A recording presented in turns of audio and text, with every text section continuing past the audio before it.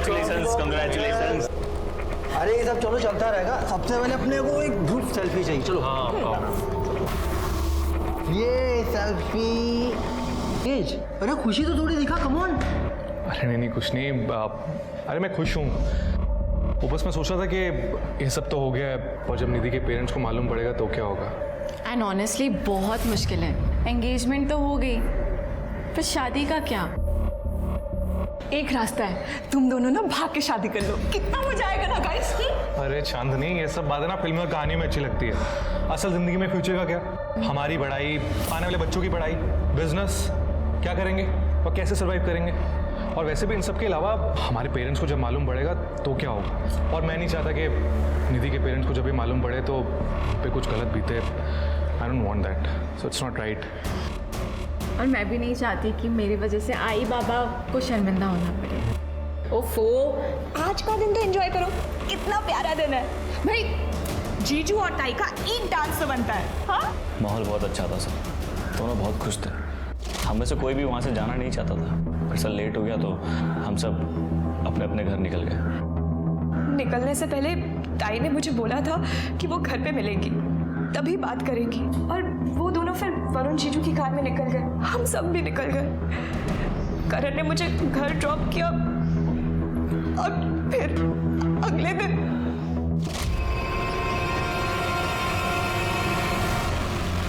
तुम्हें ऐसा क्यों लगता है कि इन सब के पीछे श्रवण देशमुख का हाथ था? क्योंकि वो अच्छा आदमी नहीं है सर, ताई ने मुझे बताया था। वरुण उन्हें जब श्रवण देशमुख से मिलाने ले गया था तो उसका बर्ताव ताई की तरफ सही नहीं था। सर, हम लड़कियों को पता चल जाता है कौन हमें किस नजर से देख रहा है या किस इरादे से छू रहा है। उसने एक दिन ताई को अपने घर भी बुलाया, वरुण जीजू के बिजनेस के सिलसिले में बात करने के लिए। मैं भी गई थी ताई के साथ। मिस नागपुर, तुम चाहो तो मैं तुम्हें पार्टी का एम्बेसडर बना सकता हूँ। हमारे साथ रहेंगी तो देश क्या वर्ल्ड फेमस हो जाएंगे आप। क्या कहती, ज्वाइन करेंगे हमारी पार्टी? नहीं थैंक यू, मैं नागपुर में ही ठीक हूँ। एक दिन मैं इत्तेफाक से घर जल्दी आ गई थी। मुझे लगा घर पे कोई नहीं है, तो मैंने जैसे ही दरवाजा खोला मैंने देखा, ये क्या बदतमीजी है? क्या समझते हो तुम अपने आप को? ये तो वरुण की वजह से झेल रही हूं मैं तुम्हें, वरना तुमसे बात करना तो क्या, तुम्हारी शक्ल देखने का भी शौक नहीं है। लीव। मैंने कहा निकलो यहां से।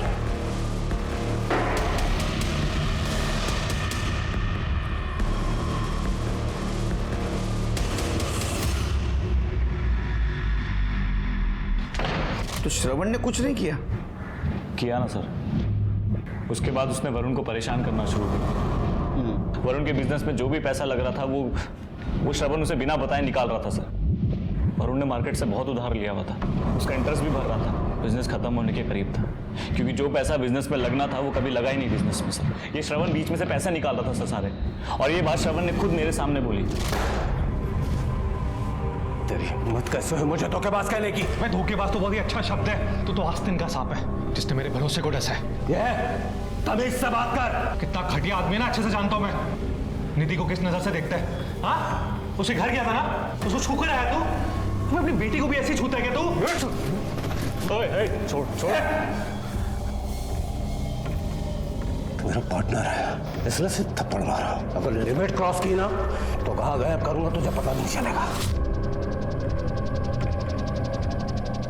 और अपनी वो पार्टनरशिप खत्म। क्या तेरे कहने से पार्टनरशिप खत्म हो जाएगी क्या? हाँ, तूने जितना पैसा निकाला ना उसका सब मुझे हिसाब चाहिए, एक एक पैसे का हिसाब चाहिए, समझा ना?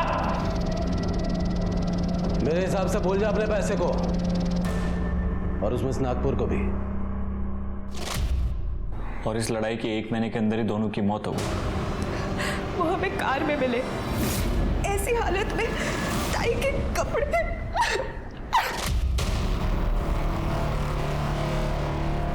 सर हमें शक है कि श्रवण ने पहले निधि का रेप किया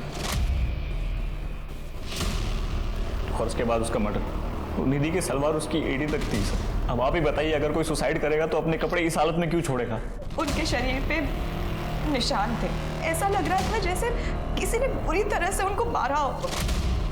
सर, आप प्लीज श्रवण देशमुख को छोड़िएगा मत, उसको सख्त से सख्त सजा दीजिएगा।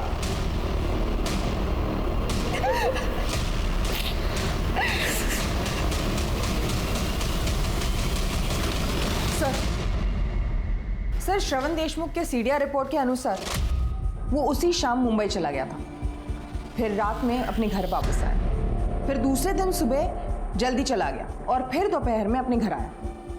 सर, ये सारी चीज़ें इस रिपोर्ट में मेंशन्ड है, लेकिन ताज्जुब की बात यह है कि इस बात को लेकर उसे कोई क्वेश्चनिंग नहीं हुई है। किसी ने कुछ नहीं पूछा? नहीं सर। हम पूछते हैं।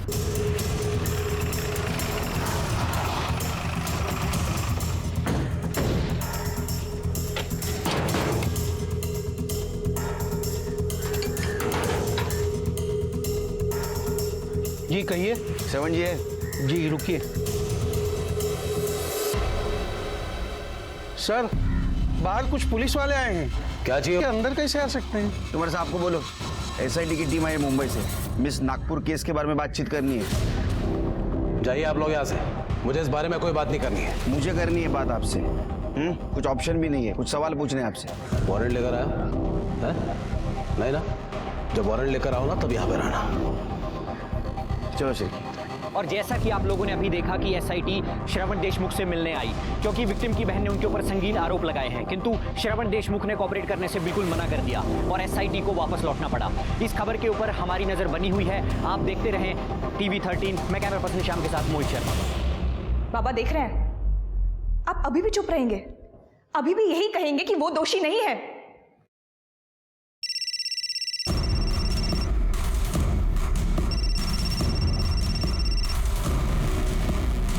बाबा, आप उससे बात।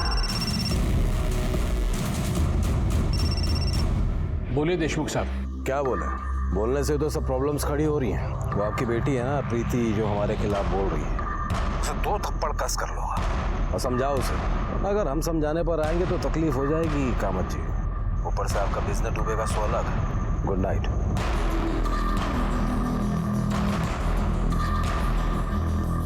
अहो अहो, ऐका तरी माझं। अहो अहो अहो, सुनिए। लिखो लिखो यार, मुझसे बहुत बड़ी गलती हुई है और इस केस के बारे में मुझे आगे इन्वेस्टिगेशन नहीं चाहिए। लिखो। बाबा, आपको पता है मैं ऐसा कुछ नहीं लिखूंगी। प्रीति, क्या कर रहे हैं आप? बाबा, क्या आप भी श्रवण देशमुख के साथ हैं? उसके साथ मिलके आपने ताई और जीजू को मारने की साजिश की है, क्योंकि आप नहीं चाहते थे कि उन दोनों की शादी हो। प्रीति, अरे क्या बोल रही है तू?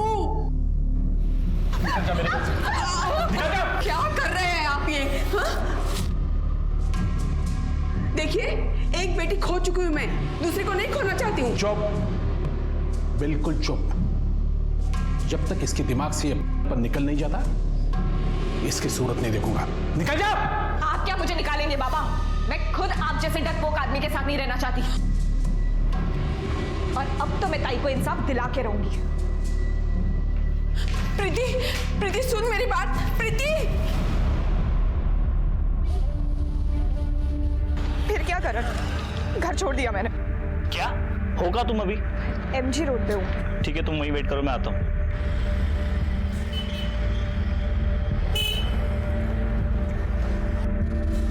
चलो। कहाँ? मेरे घर। और कहाँ? शादी से पहले घर में तुम्हारे साथ कैसे रह सकती हूँ? सॉल्यूशन तो है मेरे पास, अलग अलग कमरे में रह लेंगे ना।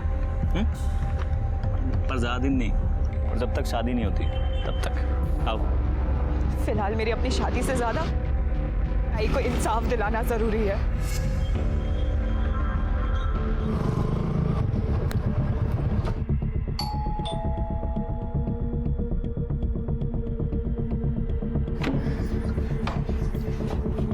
आई। खुश रहे। अरे बाबा, कैसे हैं?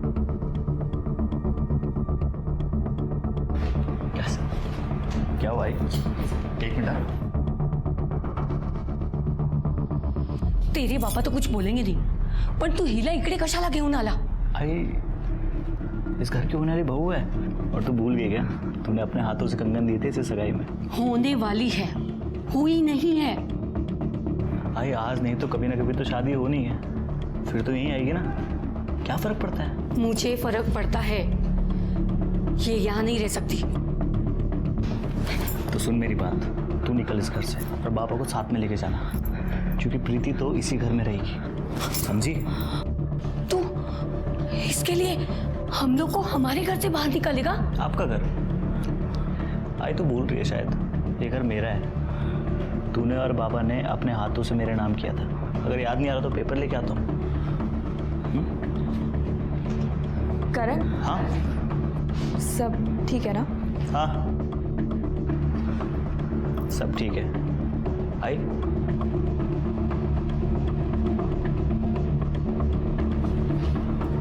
तुम आओ मेरे साथ, तुम्हें तुम्हारा कमरा दिखा देती हूँ। प्रीति निकल तो पड़ी थी अपनी बहन और उसके मंगेतर को इंसाफ दिलाने, लेकिन ये सफर बहुत मुश्किल था।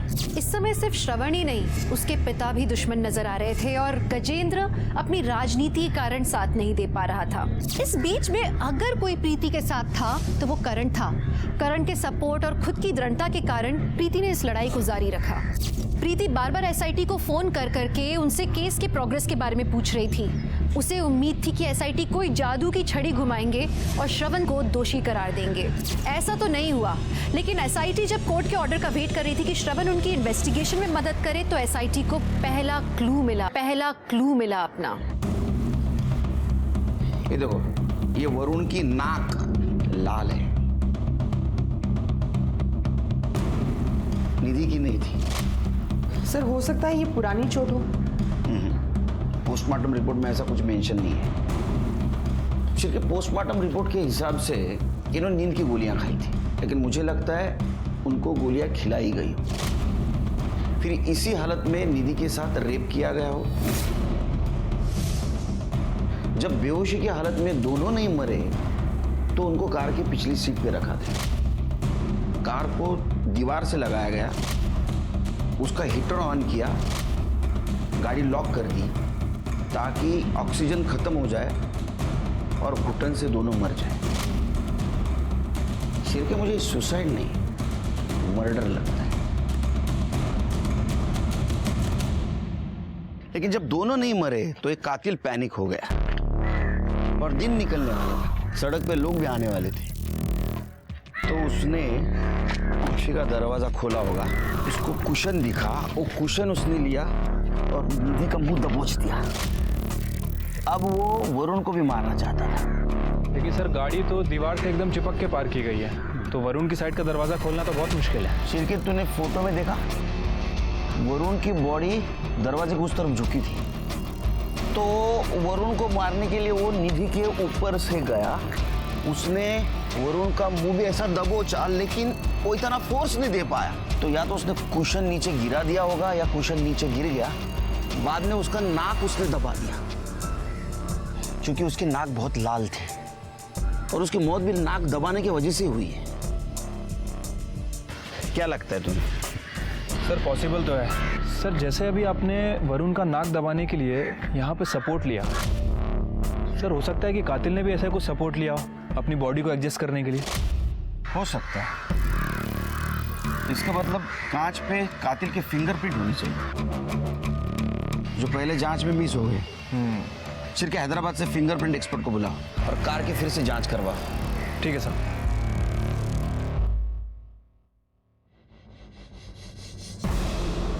ये श्रवण देशमुख का क्या हुआ? जल्दी बोलेगा सर ये। तुम्हें पता है नागपुर में अपनी पार्टी की छवि खराब होती जा रही है। मैं सब जानता हूँ कदम जी, ये सब मीडिया वालों की साजिश है। बिना आग के धुआं नहीं उठता। यह मिस नागपुर का केस अपने हाथ से छूटता जा रहा है। मैं सब ठीक कर दूंगा कदम जी। जल्दी करना भाई, नहीं तो तुम्हारे पॉलिटिकल करियर का शवासन हो जाएगा। जी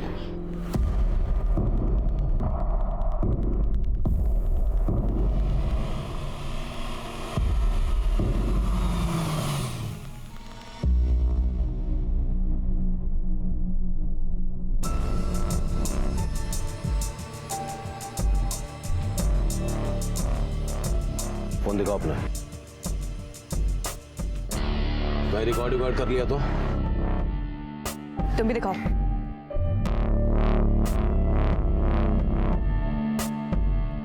यहाँ क्यों बुलाया? देखो, ये SIT मेरे पीछे कुत्ते की तरह पड़ी हुई है, उसे हटा दो और ये इन्वेस्टिगेशन बंद करा दो, सबके लिए अच्छा होगा। और मेरी ताई का क्या? जो तुमने उनके और वरुण जीजू के साथ किया वो? तुम्हारी बहन ने अपने यार के साथ सुसाइड किया है और इसके लिए तुम्हारा बाप जिम्मेदार है, मैं नहीं। पता नहीं क्यों नफरत करता है तुम सबसे इतनी। बिना वजह इन लफड़ों की वजह से मेरा पॉलिटिकल नाम खराब हो रहा है। हाई कमांड भी नाराज है मुझसे। High command? तुम जब जेल जाओगे ना तब दिखाती हूँ हाई कमांड क्या करेगा। मतलब तुम नहीं मानोगे? तुमने सोच भी कैसे लिया कि मैं इस बात के लिए मान जाऊंगी? लगता है बहुत जल्द तुम अपने ताई से मिलने वाली हो। समझाओ इसे, वरना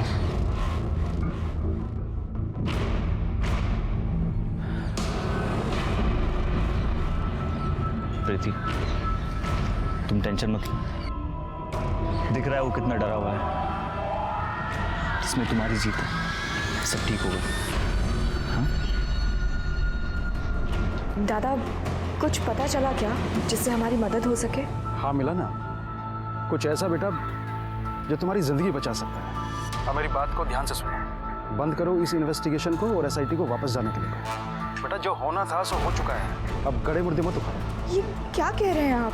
मैंने आपको अपना गुरु माना है और आप ही ने तो SIT का ऑप्शन सजेस्ट किया था। हाँ, मैंने ही ऑप्शन दिया था, लेकिन अब मैं ही रोकने के लिए कह रहा हूँ ना बेटा। मुझे गुरु मानती हो ना, तो मेरी बात मानो। जब तक ताई को इंसाफ नहीं मिल जाता मैं ऐसा कुछ नहीं करूंगी। बेटा, तुम बात को नहीं समझ रही हो। मुझे डर है कहीं इसका अंत तुम्हारे लिए बहुत बुरा ना हो।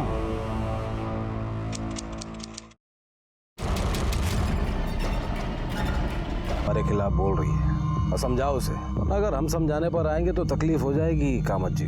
उसके बाद मेरा और प्रीति का झगड़ा हुआ। प्रीति घर छोड़ के भाग गई और करण के साथ रहने लगी। और आपने उसे जाने दिया?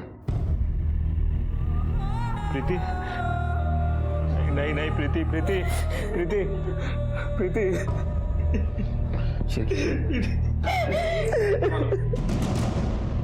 क्या लगता है तुम्हें? मुझे भी लगता है सर, प्रीति का खून श्रवण नहीं किया है। उसने कल शाम को मेरे सामने उसको धमकी दी थी। लगता है बहुत जल्द तुम अपने ताई से मिलने वाली हो। उसके बाद वो बहुत अपसेट थी। वो सुनसान जगह क्या करने गई होगी?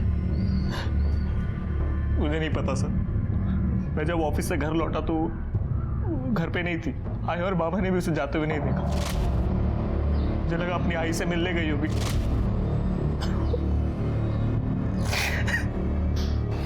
ठीक है, जाओ तुम।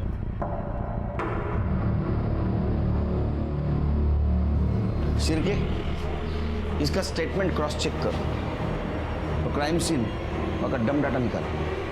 वहां जितने भी CCTV है सबका फुटेज कलेक्ट करो।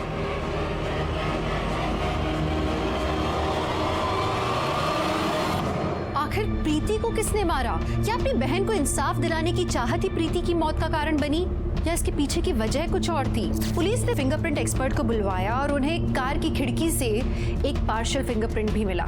जैसा PI ने सोचा था, ये एक ही उंगली का फिंगरप्रिंट था, लेकिन ये किसी नतीजे तक पहुंचाने लायक नहीं था। सोचने की बात थी कि किसकी उंगली का निशान था। इसी बीच सारी उंगलियां श्रवण की तरफ उठ रही थीं। लग रहा था कि तीनों मौतों का वही जिम्मेदार था। कोर्ट से ऑर्डर आया और श्रवण पुलिस के साथ कोऑपरेट करने के लिए तैयार हो गया। पूरा देश सांसें थामकर इंतजार कर रहा था ये जानने के लिए कि श्रवण क्या कहेगा। पुलिस को चैलेंज नहीं देने का, समझा ना? अगर हम लोगों ने डिसाइड कर लिया ना तो किसी को भी बुला सकते हैं हम यहाँ। और सबसे मेन बात, कानून से कोई नहीं बचेगा। चल रख, फोन रख। देखिए, मैंने कुछ नहीं किया, ना ही निधि के साथ, ना ही प्रीति के साथ, ना ही किसी और के साथ। तो वो प्रीति ने कंप्लेंट किया, ऐसे मजाक मजाक में की? कंप्लेंट तो मैं भी कर सकता हूँ किसी के खिलाफ, पर सबूत कहाँ है? अब बिना सबूत कंप्लेंट के कोई मायने नहीं होते। और वो वरुण के साथ जो झगड़ा हुआ था वो भी झूठ है? हाँ, वो सच है। हम दोनों के बीच प्रॉब्लम्स हुए थे और झगड़े भी हुए थे। और प्रेम का मत धमकी दी थी ना तुमने? प्रीति के झूठे इल्जामों की वजह से हाईकमान मेरे पीछे पड़ा हुआ था। तो क्या करता? मैंने प्रेम से कहा कि अपनी बेटी को संभाले, निधि के साथ जो बर्ताव कर रहे थे उसका क्या? सर अब खूबसूरत लड़की से कौन बात करना नहीं चाहेगा। अब वरुण के थ्रू उससे मेरी पहचान हुई थी तो मजाक मस्ती हो जाती, पर हाँ बदतमीजी नहीं की मैंने उसके साथ जैसे उस गजेंद्र चंद्रा करने की।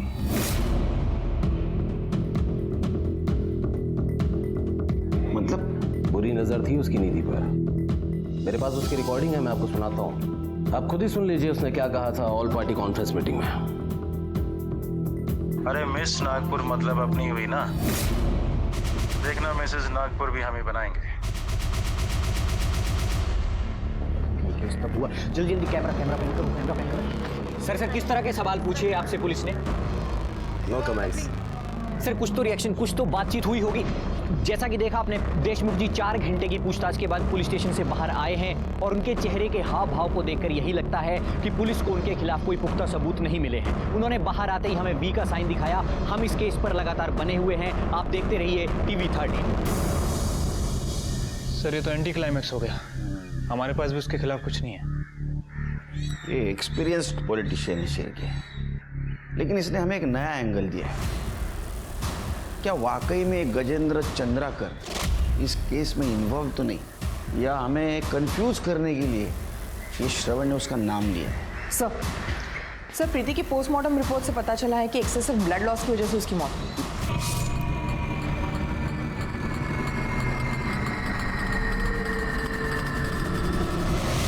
मौत का टाइम रात से 12 से 2 बजे के बीच का है। सर उसके प्राइवेट पार्ट में ड्राइड सीमेंट के ट्रेसेस मिले, लेकिन पूरे बॉडी पर इंजरी या कोई मार्क्स नहीं मिले जो रेप या जबरदस्ती की तरफ इशारा करे। करण के साथ रहती थी ना? सर करण को बोला DNA सैंपल लेने की जरूरत नहीं है सर। प्रीति और मेरे बीच सर श्रवण की धमकी के बाद प्रीति बहुत परेशान थी और मैं उसका साथ दे रहा था, उसकी मदद कर रहा था सर।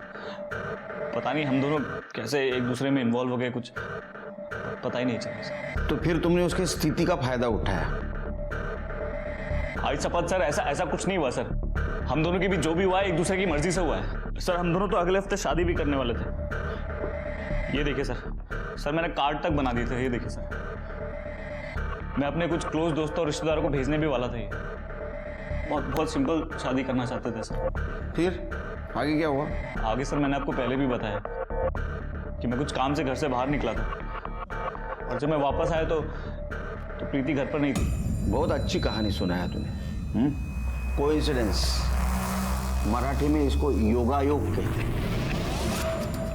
मतलब योगायोग नहीं मालूम?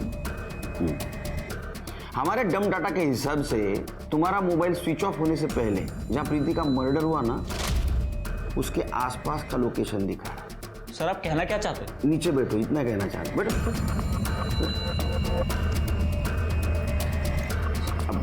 सर आप क्या कहना चाहते हैं कि मैंने प्रीति को मारा है?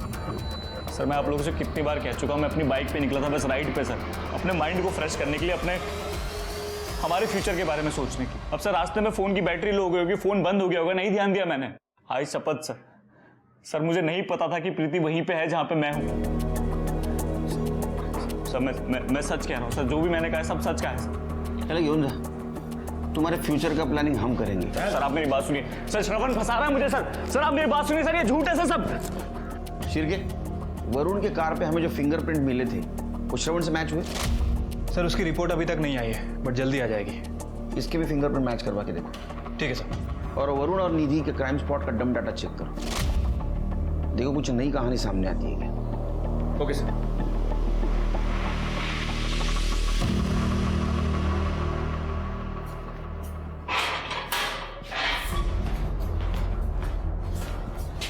तुम जो बोल रहे थे जिस दिन प्रीति का मर्डर हुआ वहां तुम नहीं थे, कहीं और बाहर घूम रहे थे बाइक से, वो सच हो सकता है? सर मुझे छोड़ रहे हैं सर आप लोगों को पता क्या होगा पक्का कि ये जो मैंने कहा सब सच है? हाँ, लेकिन एक बात जो हमने पता की, वरुण का मर्डर, तो उसके कार के ऊपर तुम्हारे फिंगरप्रिंट मिले। ऐसे कैसे हो सकता है सर? मैं मिले, तुम उसको मिटाना भूल गए होगे। हाँ, निकल रहे होगे ना गाड़ी गड़बड़ में? नहीं, क्योंकि तुम्हारी मोबाइल लोकेशन उसी जगह की उस रात की दिखा रही है, मतलब जिस वक्त वरुण का मर्डर हुआ वहां की दिखा रही है। कहानी मत बना, सच बता। चिरके, कितने डिप्स मारे आज? 50। चलो फिर शुरू हो जाओ। नहीं सर, नहीं। मैं बताता हूँ सर, मैं बताता हूँ सर। मेरा कुछ प्लान नहीं था इसमें सर। ये सब गजेंद्र का करा धरा है। उसको सोना था निधि के साथ किसी भी कीमत पे। सर उसने मुझे लालच दिया। उसने कहा मुझे अपनी पार्टी में अच्छी पोस्ट दिलाएगा। मैं तो बस प्रीति के साथ शादी करना चाहता था जल्द से जल्द। ऊपर से निधि परेशान थी, वो अंकल वरुण को लेके मान नहीं रहते, तो मैंने गजेंद्र को हाँ बोल दिया। लेकिन सर मास्टरमाइंड वही है सर। आप उसको बुलाइए मेरे सामने, मैं कहूँगा उसके सामने सब कुछ। उसने करा है सर ये सर। मुझे सच बता, सच बोल, नाटक नहीं है, सच बोल। रात वरुण और निधि जब पार्टी से निकले तो मैंने प्रीति को पहले घर छोड़ा। उसके बाद मैंने वरुण को कॉल किया और कहा कि गजेंद्र के घर पे आके उससे मिलने के लिए। उसके पास प्लान है जिससे उनकी सारी प्रॉब्लम सॉल्व हो जाएगी। हम दोस्त थे और प्रीति भी गजेंद्र की पार्टी से थी, तो उन दोनों को शक नहीं हुआ। वो जब घर पहुंचे तो उन्हें अलग अलग कमरों में बंद कर दिया और मैं नहीं खाऊंगी। मुंह खोल, गोलियां खाने के वरुण को मार दूंगा। अगर ये गोलियां नहीं खाई ना तो गजेंद्र बगल में ना निधि का रेप कर देगा।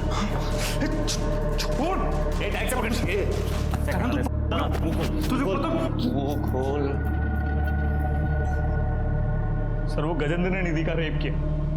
उसके बाद मुझे कहा कि मैं उन दोनों को गाड़ी में श्रवण के घर के पास छोड़ दूं ताकि शक श्रवण पे जाए। तो मैं ड्राइव करके ले गया सर गाड़ी और श्रवण के घर के पास लगाई।